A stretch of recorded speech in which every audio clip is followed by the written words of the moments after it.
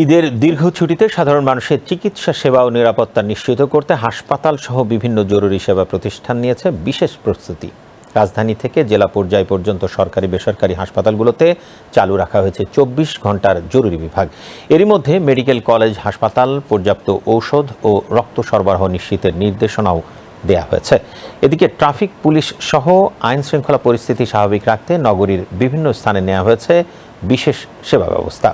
Suraiya মুন্নির report. ঈদের আনন্দের মাঝেও যে কোনো জরুরি পরিস্থিতি মোকাবেলায় প্রস্তুত রয়েছে দেশের বিভিন্ন সেবাদানকারী প্রতিষ্ঠান। একই সঙ্গে বিদ্যুৎ, গ্যাস ও পানি সরবরাহকারী সংস্থাগুলোও চালু রেখেছে বিশেষ নিয়ন্ত্রণ কক্ষ। ঈদের দ্বিতীয় দিনেও বেলা বাড়ার সঙ্গে সঙ্গে শারীরিক বিভিন্ন জটিলতা নিয়ে হাসপাতালগুলোতে আসছেন আক্রান্তরা। জ্বর, ব্যথা, ঠান্ডা লেগে আসছিলাম, ওনারা চিকিৎসা দিতেছে। ঈদের সময়েও যথাযথ চিকিৎসা সেবা পাচ্ছেন বলে সন্তুষ্টি জানান তারা। ঈদের বন্ধুতে আমরা হাসপাতাল খোলা পেয়েছি, ডাক্তার আসছে, আমাদের ভালোই সেবা নিতেছে। ঈদের সময় দুর্ঘটনা, খাদ্যে বিষক্রিয়া কিংবা হিট স্ট্রোকের মতো জরুরি পরিস্থিতি মোকাবেলায় চিকিৎসক, নার্স ও স্বাস্থ্যকর্মীদের ছুটি সীমিত করা হয়েছে।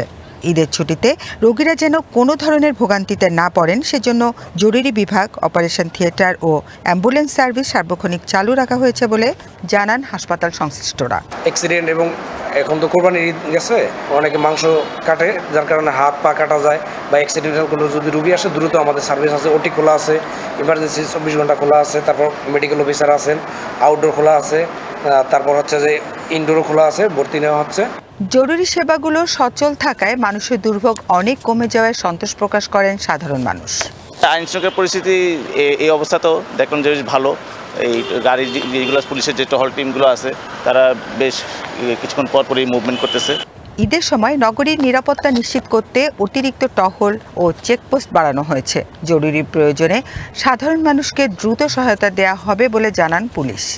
আমাদের এটা হচ্ছে জনসেবামূলক, তো হচ্ছে আমাদের ঈদের ছুটি হোক বা যে কোনো সরকারি যে কোনো কিছু হোক, আমাদের এখানে কাজ করতে হবে, এটা মেনে কাজ করতে আসছি।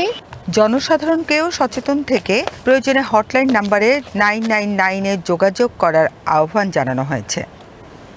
Suraiya Munni, BTV news, Dhaka.